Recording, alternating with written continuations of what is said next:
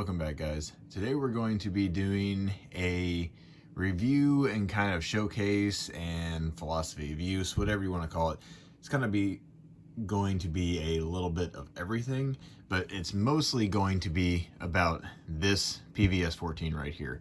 So as you can tell, I've actually done a little bit of modifications to this thing. Kind of added my own personal touch, and later on, I haven't exactly figured out how I'm going to edit this video, but probably at the end of the video, I'm going to have probably at least 15 minutes worth of video footage of me walking around out in the woods, out on the bike trail, just out in my backyards, and showing different IR flashlights or illuminators and lasers with this specific unit. So if you're interested in that, stick around, or you can fast forward, just straight to that. If you're interested to see what a PVS14 with these specs looks like. I also recorded a little bit out of these Gen 1 sight marks, the Ghost Hunters, and just as a comparison. Now I will say I've already filmed it, and it was really hard to get the camera close enough to this lens because you have to get really close to the eyepiece on the back in order to see the full field of view. You can still see through it, so it still shows you what it looks like, but just know the mount that I had all this stuff on didn't work as well on that as it did on this. So all that aside, let's get into it. And I'll leave a link down below to this specific PVS14. Now you can buy whatever you want, it's completely up to you, but out of all the research I've done, this to me is the best value on the market for what you get. Yes, you can get dual tubes, or you can get a PVS14 with L3 tubes or something like that, but this one specifically I think is by far the best bang for your buck that exists on the internet that I can find from a reputable company. I'm sure there's some other mom and pop shop out there that I don't know about that might have something slightly cheaper, but out of all the big name guys, this one for sure was the best price. So I've been searching around, and if you saw my Black Friday sale, this is the same tubes or PVS14 from that company, and it's from Night Vision, guys. Now, full disclosure, I did contact them and ask them if they'd be willing to send one out for review that I had to pay for.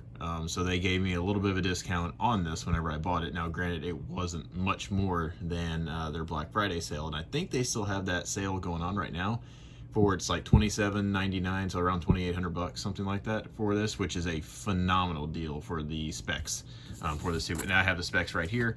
I'll show you here in a little bit what those specs are and kind of what the specs mean, because out of everything I've seen online so far, I have not found a video that will just explain all the different specs in just layman's terms. And so I've had to just scour the internet to try to figure out what all these things mean before I bought them. And then even once I had them, to try to actually see it and visualize it, it's kind of meant a little bit different to me. So I'll give you my redneck, English version of the specs and kind of what they mean. And I could be wrong about some of the things, that's fine. It's just kind of how I understand it and how it makes sense to my brain. On the market, I don't know of a company that has better prices for night vision. Again, I searched through a bunch of different big name stores, I'm sure which of you've heard of before. Couldn't find anything that was in my price range, and I noticed this and got this for a fantastic price, especially again for the features. Now, if you'll notice on here, I did some modifications. As you can tell, Velcro is not standard. Neither is Velcro standard over here. And you'll also notice this cap is on backwards, and this little scope cap is on the front. So one of the very first things I did, and I did that with this as well, you can see there's Velcro right here and there's Velcro on the bottom. I did that just because whenever you take off a cap on night vision, it's super obnoxious to have it dangling there. So I just put Velcro on the back, and now you can just kind of stick it there and it'll just kind of hang out of your way. So it's a simple little fix. But I don't understand why night vision companies don't do that from the get-go, or have somewhere where that cap can go, because who leaves that thing dangling? I don't. So what I did with it is, again, I just put Velcro on the back of that, and then Velcro right here, and you can just stick it there and it'll kind of stay. Now, this is actually the cover for the front. Well, this is the back, but for the front, as you can tell, it has a little pinhole there before I covered it up to where you can technically use it, during the daytime or in training, and it's not supposed to mess it up. I still wouldn't do that because these things are expensive. but you know, in theory can. It's in the directions. But I actually use it to cover the back lens just because why not? I didn't want to really cut it off. But I also bought this little Butler Creek, and I'll leave a link down below for what size this is. But all you can do is you can see under here, there's a little bit of electrical tape. I made like 2 passes around here with electrical tape. And now I have my night vision where it's completely covered. And the cap is out of the way where I don't have this, you know, kind of dangling, get it in the way, and it's a lot easier. Now you don't have to put this on there. Obviously you could leave that off and just have this, but it's kind of nice just to be able to pop it open and it's out of the way and easily be able to put it back on, because it's kind of hard fishing, you know, in the dark, putting this back on. So one thing you will have to be careful about though, and sorry for the camera, it keeps trying to focus, the illuminator and the little sensor right there will get covered up a little bit if you have this rotated a certain degree. So obviously the focus right here will still move and it goes in and out. So whenever you do that, depending on where that is, it might cover that up. So just know that you might need to adjust this for where it's at most likely. Now most of the time it's right here or close to this area for infinite clarity, for lack of better words, or focus, or it's pretty much way over here for up close. I rarely have it in the middle, so just know that. Also, whenever you try to use the IR illuminator, if you need to work up close, you want to make sure that this cap is, again, not in the way. You don't have to do this modification. A lot of guys do, a lot of guys don't. One bad thing about it though, it's easy to remove. You can easily pop it off, but it's hard to use a sacrificial lens, obviously, with that on there unless you pop it off, which this does come with. It comes with little straps, you know, in a case. This military surplus style case. It comes with a skull crusher right here, which I would never use because the thing is super uncomfortable. It kind of feels flimsy too, honestly. I wouldn't bother with that. The main things it comes with though, obviously, are the skull crusher. It comes with that. It comes with this little cap that I took off. This would normally fit on the tail end back here, obviously with this cap out of the way, and that would more or less cover the illumination that would come out of the end that you're looking at.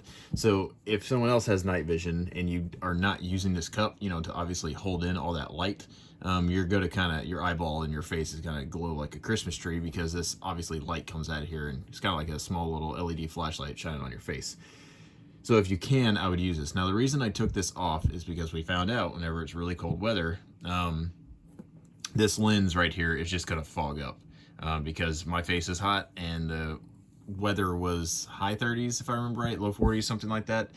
And it just kept fogging up to where this was completely unusable. So in winter, you're probably not going to be able to use this eye cup just because it's going to fog up. In the summer, though, I plan on putting it back on there because I want to be able to hide that light whenever possible, because it's not good. And honestly, it's not uncomfortable or anything. Some people hate it because it's uncomfortable. I didn't really mind it. I just didn't like the fact that it fogged up, because then it made my night vision completely unusable. It also comes with a J-arm mount. It has a little, for lack of better words, connectors right here and right here that connect to the little, if I can flip it around here, to these 2 little spots right here. And what that does is whenever you flip up your night vision, it shuts them off on your helmet. So if you flip your night vision up on your helmet out of the way, it turns it off, which this does do in conjunction with the J-arm. So that's nice. And it also has a little crush washer. I don't know if you can see it in there. There's a crush washer that provides tension on the screw. On the other one that I actually had a MacGyver on here, I actually just put a, again, this thing will not focus. I had to put a rubber washer in there to give it enough tension. So obviously newer J-arm doesn't need that. Also this one, the little lever on here is a lot more snug and it doesn't rattle as much. I also put a lanyard on here like I did with the other one. It's just a piece of Velcro, and I Velcro this to my helmet, so in case this falls off, which I've accidentally hit this little clip. Like, this thing really should be more, for lack of better words, covered. Whenever you have it on the in the mount, it does get covered some by the mount itself, but I really wish this thing had like a little hood or something over it that made it harder to accidentally hit, because I've almost lost my my night vision a couple times that way, which is why I use this little Velcro lanyard, so if it does fall off, I won't at least lose it. All right, so here's the specs on these. These are the minimum FOM 2000, and then the SNR is 30 plus. That's guaranteed what it's going to be. And these are Elbit white phosphor tubes. And then obviously you have the 64 to 76 for the basically the resolution. The reason I went with the Elbit tubes is because the L3 tubes are just far more expensive. I believe Photonics makes some, and then there's another company that I can't remember the name of, but there's basically like 4 companies that make them. And L3 is obviously going to be the best, but they're going to be the most expensive. Elbit is pretty much the kind of the next lower tier, but they're still good, but they're not, you know, the super high end. They're kind of like if the L3 was the A, you know, these are like the B, but a B is still, you know, fantastic. And especially depending on the specs that you get. And obviously, I'm going to go over these specs here in a second. Now, these tubes are actually substantially better than what the minimum was. I can't guarantee that you're going to get, you know, tubes that are as good as this, but the odds of getting ones that have better than those are obviously pretty good, because that's just the bare minimum. And what are the odds of getting 2000 FOM, you know, or FOM, I guess, whatever you want to call it. So let me go over the specs. And this is important. If you are going to order night vision from a company, do not order from a company that will not give you specs. If they send you a set of tubes that doesn't have specs with it, or it doesn't come with specs that you can read, stay away from that company, you know, with a 10-foot pole. You don't want to go anywhere near them. This company provides you with the spec sheet, so you can actually see what you have. And so you can see here's the parts number, so you can see the Elbit tubes are the XLSH. So that's how you know they're Elbit. Obviously, Elbit Systems sent them and did all the testing for this as well. Now you can see up here the kind of their minimums. So here's the sensitivity over here. You have the minimum that needs to be 1350, and then this one specifically was 2539. You can see they have their testers and the test date and when they did all this stuff. The ones that matter the most are going to be the next few. So the halo is kind of that halo effect you get around bright lights, from what I understand. Again, if I'm wrong, correct me down in the comments down below. Feel free to educate me, because this is a learning process for me, and this is just kind of what I've understood. So 0.70 means it's very minimal. Anything under 2, from what I've read, is acceptable, is good. It's kind of like the military standard. So the burn-in, or the EBI right here, mine is 1.09. The max is 2.5. So from what I've read, 2 to 2.5 is the military acceptance numbers. Anything under 2 is acceptable or phenomenal, and obviously 1.09 is even better. So what this means is essentially it's kind of the brightness of the tubes, just without any light whatsoever. And so the way you kind of look at that is, if you're looking at something and it's a very dim, like let's say you're looking at the stars, the very dimmest stars may not show up because this is actually too bright to where you can't see those. So the lower this number, the more lower light things you can pick up, if that makes sense. Now, is that going to be a huge difference between this and this? I don't know. I don't have a comparison, but from what I've read, it's not that big of a deal. And obviously, if the military will accept 2 to 2.5, then 1.09 is phenomenal. So I was thrilled with that. The resolution on here is important as well, how clear things are. So the minimum they have, again, is 64. The maximum, I believe, was 76, if I remember right. Let's see. Yeah, 76. So it can be anywhere in that range. I actually got one that was better than that. It's at 81, so I'm thrilled with that. The resolution is phenomenal from what I know and from my testing. The FOM, this is kind of what everyone gets hung up about, and it does matter, but it's not, you know, the most important thing on the planet, but it kind of gives you a general idea of the overall health of the tube, or how well the tubes perform. Their minimum is 2,000, so you're guaranteed to get 2,000. This one is actually 3,005, so that's ridiculously nice. Again, and one of the reasons why I suggest you buy from them is based on these specs and based on specs that I've seen other reviews. For the price, again, this tube right here should have been about $44,000 to $4,500. And it was, you know, less than $3 grand. So that is ridiculously good price. Even if you got one with the lowest spec tubes, you're still getting a significant deal. So let's say even if you got just these bare minimum, that is still a fantastic deal, and I don't know of a place that has anything cheaper than that. So obviously hit the, you know, the jackpot on that one. The signal to noise ratio, so the SNR, again, their minimum is 30 or plus, so you're going to guarantee to get at least 30. Mine's 37. From what I understand that to be, these two things combined kind of dictate the low light performance. And so you'll get kind of that like staticky, like old TV, like glittering, and really, really, really low light. So the better these are, the less of that you have. Again, correct me if I'm wrong, but that kind of is what that means. Non-gated or gated, these are gated, which means basically they'll auto adjust themselves to really, really bright lights. So that's a good thing. They'll also turn themselves off if the light is just too bright, and you know, it's kind of a safety feature. So the spots on this one, which I will show you as well, this one says pass. I don't know if that means it just has acceptable spots or has no spots. I'm not 100% sure what that means, but my tube has no spots that are noticeable. So by that, I mean when I'm looking at just a blank wall, and I'll show you a picture of this here in a second, I couldn't find any spots whatsoever. I saw one small little like pinprick of a dot that maybe you could count as a spot, but I mean, all the spot pictures that I've seen online of different tubes, especially the ones that are like blemished, or you know, they're labeled as spots. Those usually have a spot that's, you know, that looks like the size of a BB, you know, on your glass when you're looking through it. Versus this one, I mean, I had to search for a long time, and I still wasn't even sure it was a spot, but it was, you know, the size of like a pinhead, you know, if that.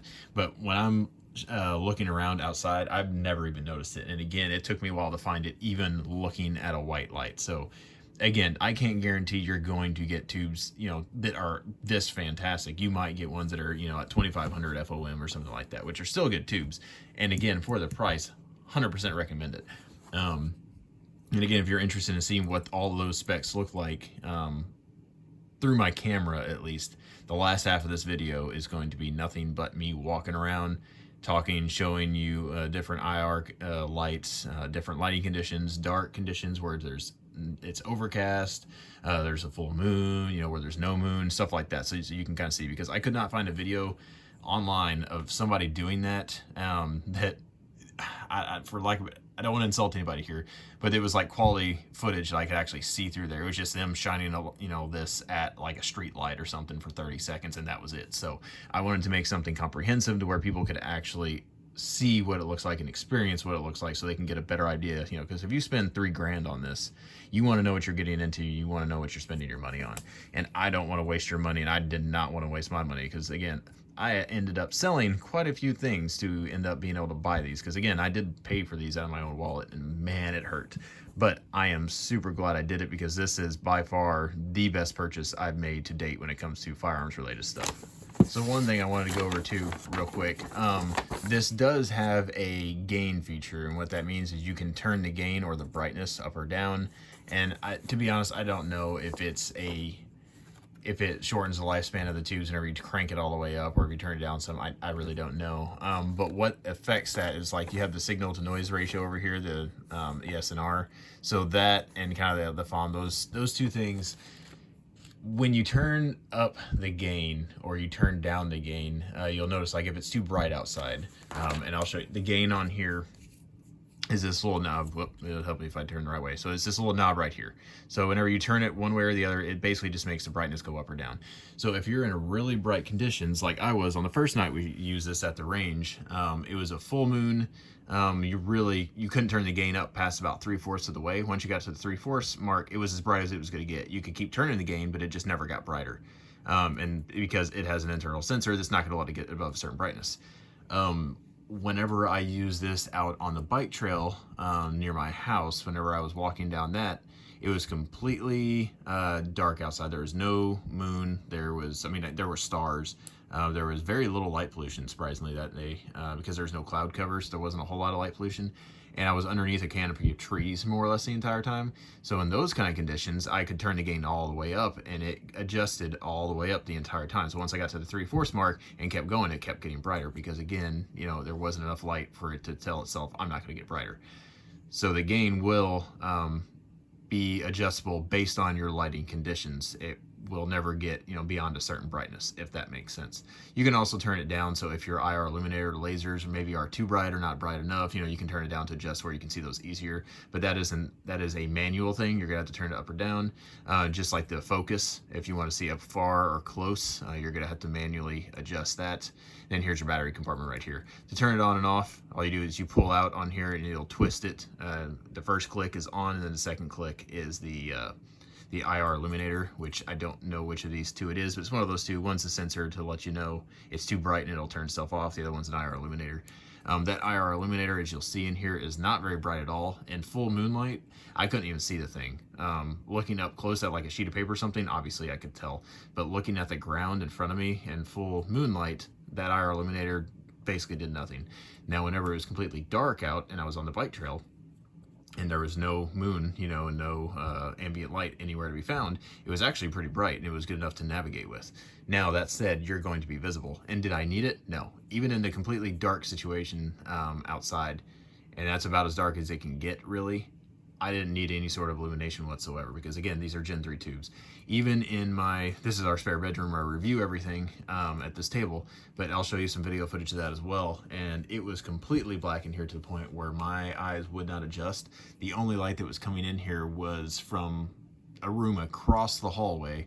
There was coming a little bit of light underneath the shut door, and that was it. Like, there was no other light. And there was one street light at the very other end of the block, all the way into the other end of the block, and that light was kind of coming through the window a smidgen. Like, again, not enough where I could see anything. My eyes would not adjust no matter how long I was in here. It was not bright enough for that. But even with that, I could see those little speckles, and they were super, super, like, tame or barely visible, however you want to say it. I've seen some different videos and pictures and stuff online of people where that, you know, that signal to noise ratio, the little static and really, really low light was bad. These were phenomenal. I barely even noticed it at all. And again, it was super black. And even if you leave this cap on, you know, you can see that sparkling. I could barely see any. So one of the other times I did notice it as well is whenever we were at the range, we were opening the range that is there at the shed and looking inside. There's no light inside there, and I could see it a little bit then too, but it's because the gain was turned all the way up. Whenever I turned the gain down a little bit, that more or less went away. All right, one thing I also forgot to mention, the lights I'm using is this Streamlight. I don't remember the model number, but this is a Streamlight. It's their IR illuminator. This one actually works best with the Gen 3s. The Cyansky right here actually works best with the Gen 1s because it's a little bit too bright. So in the video, you'll see footage of me shining with these two lights. One thing I will also say is stay away from companies like, and this is going to sound bad, I'm not trying to talk trash about, you know, companies like Optics Planets, but big box stores that sell, I don't remember if it's ATN or what companies they sell, like Stryker maybe. I'll insert pictures down below what they are. But I've seen a bunch of different reviews of their cheaper ones, and they're around $2,300 to $2,500 or something like that for their PVS14s. But they're like the low-end tubes from the low-end companies, and they have low-end specs. Like their minimum FOM or FOM is like $1,350 or something, which is like the bare minimum of acceptability.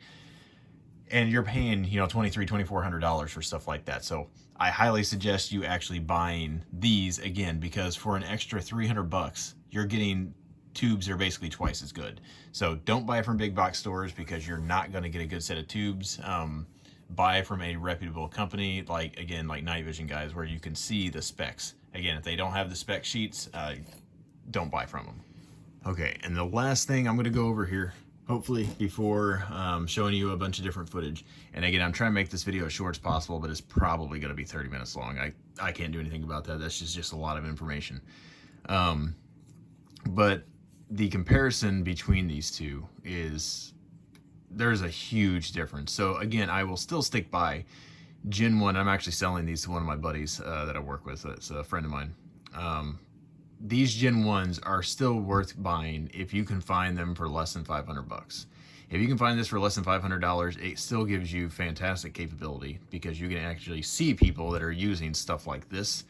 If they're not disciplined, you know, with IR light as well. So this at least allows you to see people. It also allows you to see fairly well in CQB areas, you know, out to 25 yards, maybe out to 50, depending on what kind of IR illumination stuff you have. And the clarity on these is actually still really good. The field of view is smaller than this because the usable view, because it kind of gets, you know, fishbowly around the edge on these versus this, it's pretty much clear edge to edge, and you're going to see that here in a little bit. But for what these are still very usable. And again, for like navigation through the woods, they're perfectly adequate. You can see everything just fine, but you're going to need IR illumination, which is a big downside to these. But again, for less than $500, hard to beat. If you can't find any of these for less than $500, save up for this And once you get into that, this is a good training tool to eventually get you here. But after using these, I would highly suggest that if you want night vision, like if you're dead set on getting Gen 3 or even Gen 2 plus, you know, down the road, these are still a good investment to kind of learn how to use, but you're probably gonna wanna sell them on eBay to recoup your money to pay for this, but you're 100% gonna wanna save up for this. This thing is a game changer. I was absolutely blown away by how well these things perform.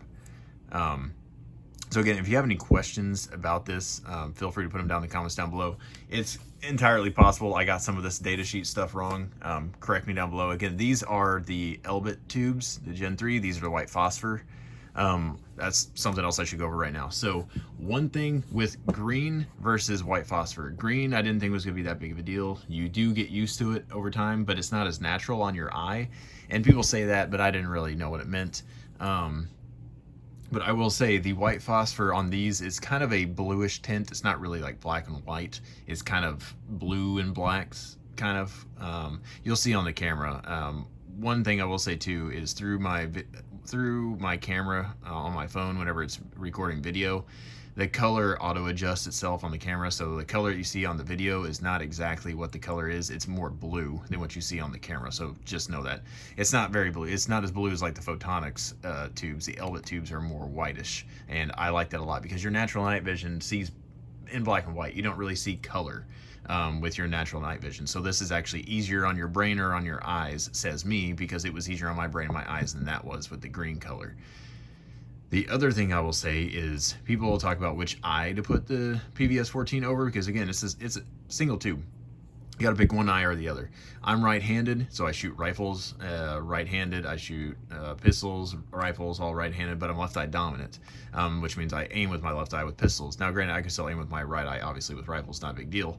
I actually put this over my left eye because I'm left eye dominant, and I've never had a problem. I did the same thing with that, never bothered me. Rhett is right eye dominant, but I think he's actually left-handed, but he shoots right-handed. I don't know, he's a weird cookie.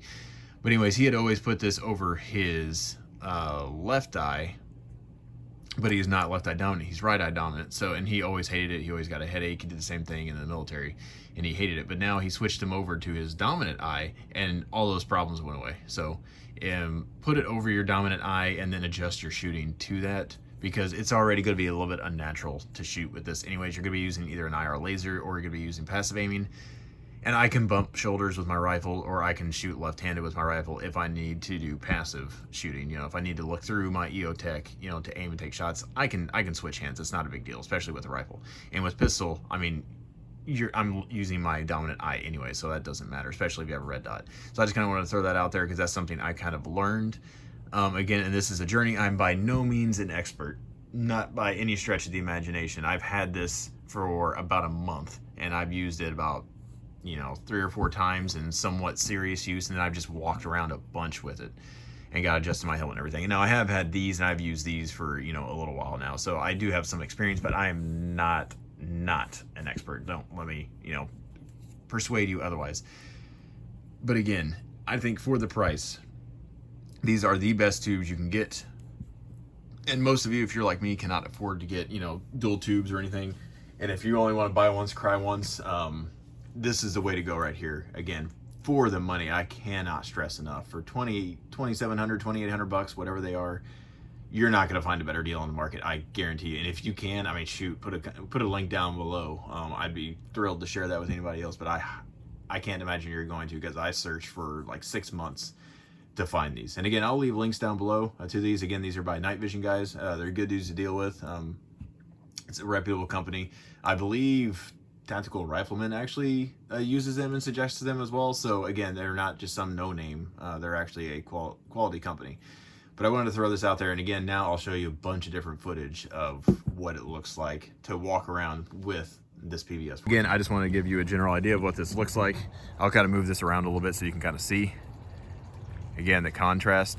And to my naked eyes, I can't see any of those. I can see the outline of those trees up here with the sky in the background, but I cannot see any of those trees or bushes or anything down here, that fence line. I can't see the fence at all over there. But here is the IR laser. And see how you can see the laser right now? That's because it's foggy out here. It was clear the other night whenever we used this, and you could not see the beam going out into the distance because, again, this is a civilian legal laser version. It's not the full power. So just know if it's not foggy, you can't see the beam out into where the laser itself hits. But as you can also tell, the Surefire is not even necessary at this distance because it's so bright. So let me turn that off, and then so you can see just the laser. So here's just the laser. Again, it's foggy or misty out here, so you're going to see the beam. This laser is plenty bright. In fact, I would say it's a little bit too bright. And again, let me show you just how foggy it is out here. Just 2 houses over, you can see right in the center right there is a shed, and you can see all that fog just kind of around there. Normally that would be crystal clear. So again, I'm going to start off with the Streamlight. This is the IR Streamlight, and as you can tell, whenever there's not fog, it actually works a lot better. Now again, this thing is too bright for up close, but as you can see, it does a really good job of illuminating. I would say this one actually is better than the Cyansky when it comes to the Gen 3s, but the Cyansky is better when it comes to Gen 1s, if that makes sense. So again, this is a really good hotspot, and it doesn't have a ton of just spill on either side. It has enough to where you can see, but it's not kind of distracting, and it doesn't make the night vision focus just on that one spot. You can still see all the surroundings, and that was the problem we had with this one right here. So again, this one is going to be the Cyansky. I know you can't see it on there. You can see on here, it's a bigger hotspot, and it has a much brighter flood, and the beam is not nearly as focused. I'll have to take these out at distance so I can see it a little bit better, which one performs better. This one has more power, but again, the beam is wider, so you might like that, you may not. I actually like the Streamlight a little bit better because it's not as, I don't know, it's not as blinding. So again, it's kind of personal preference, but those were the 2 IR lights that I wanted to show you under this, and I'll show you what all these look like under Gen 1 as well. All right, and if you've seen my review of the Surefire Vampire clone, the Chinese copy, here it is right here. So it's on the rifle, and you can see it does a pretty good job of illuminating stuff. It's more of a flood, but it does kind of, you know, on the left side. Let me move this a little bit. So on the left side over here in that darker area, it does illuminate that a little bit. It does have a dark spot in the middle. Now, an advantage to that is that dark spot will not,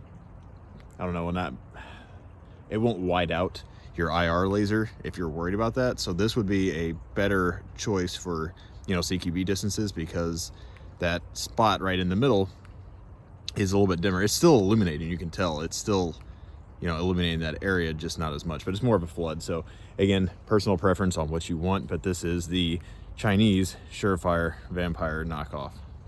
As you can see on here, you can see the laser kind of is getting washed out a little bit. I don't know if you can see it, it's on the door right now.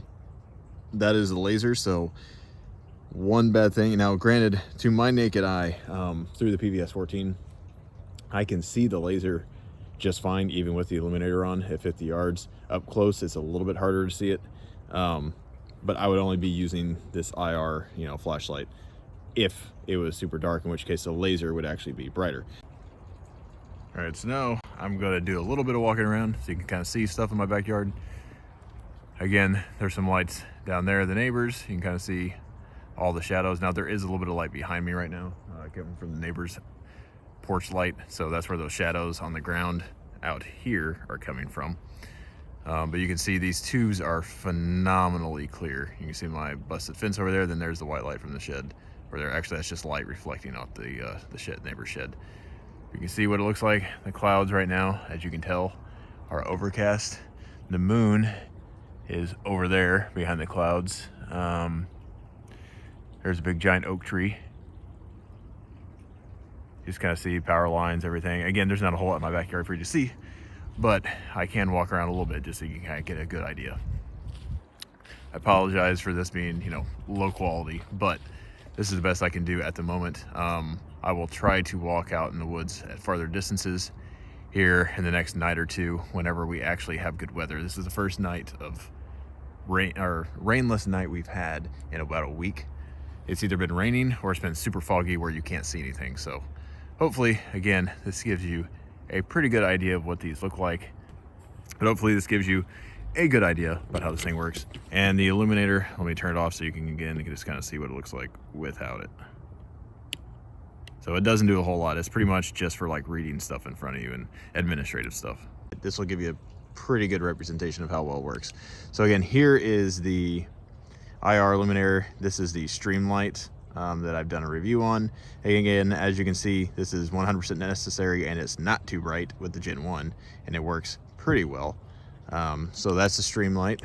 Here is the Cyansky, and you can see obviously way better because it's a larger hotspot, and it's usable on this. It doesn't just drown out everything. So again, both of these, this being the Cyansky and this being the Streamlight, are both fairly good for the Gen 1s. The Cyansky though is significantly better, but I would say the Streamlight is better for the Gen 3s.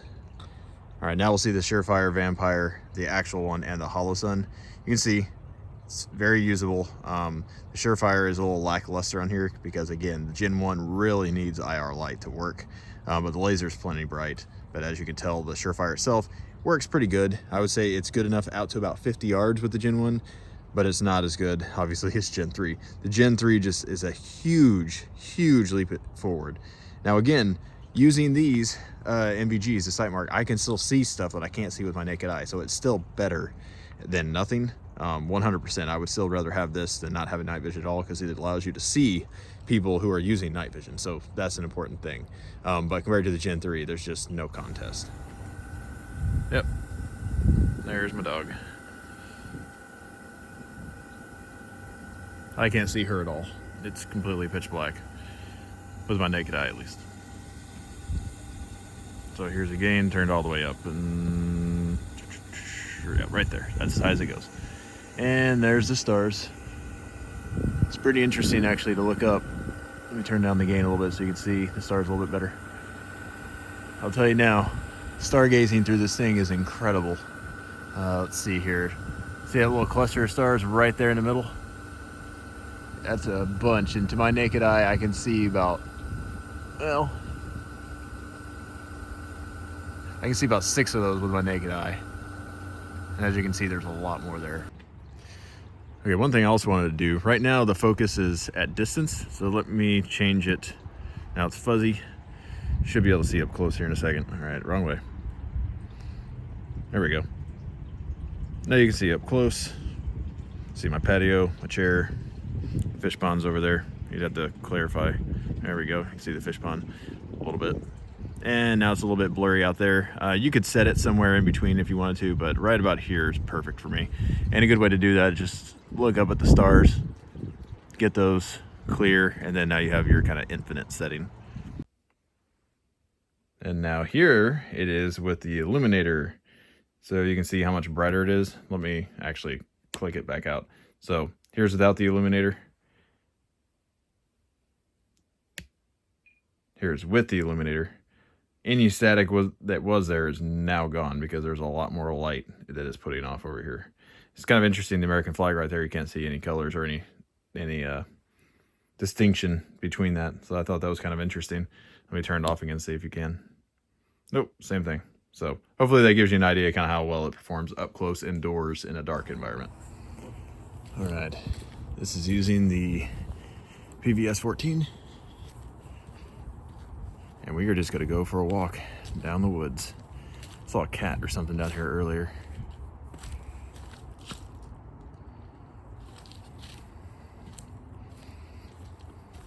This is on a pretty cloudy night. Well, not cloudy night. This is on a cloudless night, is what I meant. But we're just gonna take a walk. You can see there's some lights down that way. I'm trying to not hit branches and hopefully not walk into anything disgusting.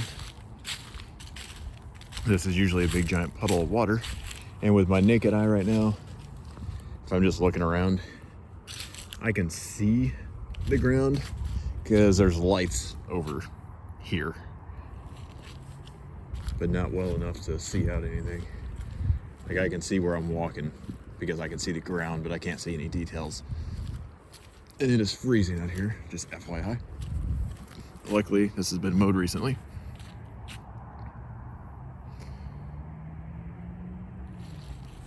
There we go. So here's the Cyansky, and you can see kind of how this works. It kind of makes everything that it's lighting up visible, but everything, what do you call it, that the Cyansky is not on is now dark. Versus if I turn it off, you can see everything. The brightest thing is the sky, and that's a little bit of light pollution off that direction. With my naked eye, I can just barely tell it's brighter than everything else. So honestly, just walking around right now, again, here's a Cyansky. Honestly, unless I was looking for something specific, I'd probably keep that turned off. All right, here it is with the illuminator on. Now granted, the illuminator is partially blocked right now by the cap that I have on here, the Butler Creek cap. So there's a negative to it. I guess you're gonna have to orient it in a way where it doesn't block the IR whenever you're focusing. So you learn as you go, I guess. And here is it. See my breath. Here's it without the IR illuminator. All right, so the lights that you see down there, I can tell that there's lights there, but they do absolutely nothing for me. So there's a bridge. I can't even see that bridge with my naked eye. So this is about as dark as the environment as it can get. There is absolutely no moon out here. I can see some stars. If you look up there, there's a little bit of clouds right there, and you can kind of see the stars off in the distance. Sorry if this is not focused all the way. I tried to focus as best I could through the camera. It might be slightly out of focus, but I'm pretty sure it's pretty close. Let me see if I can adjust the gain any further. All right, here we go. Nope, so that is with the gain. Here you go, all the way down. Gain all the way down. You can barely see those lights. That's actually pretty close to what I see with my naked eye right about there. All right, so crank it up. Here's with the gain all the way on. You can see for a complete darkness, there's not a whole lot of, I don't know what you call it, but the sparkles that you kind of normally see through night vision in really, really dark environments. Again, my eyes would not adjust to this. I can see the path in front of me because I'm on a path, and I can see kind of the difference in color shade. And I can see the trees obviously around me if I'm looking through them at the sky, but I can't see a single thing on either side of me. Like, I would be completely freaked out right now if I was walking by myself, you know, and I didn't have, well, I mean, I have white lights, and obviously I have equipment on me that I would need, but I can't tell there's leaves in front of me at all, except through here. So, but again, this is just a bike path. It's near my house in town. So this is a pretty good way to kind of show you how well these work. And again, complete darkness. There's a creek over there. You can see down in there. I'm actually very impressed that this thing can see as much as it can, because there is such little light. The only light is pretty much given by the little amount of light pollution from my town. And it's not a lot. I mean, it's enough to block out a lot of the stars, as you can tell. But it's not a whole lot of light pollution. Look behind me. That's where I came from. That's probably 100 yards down there at that curve.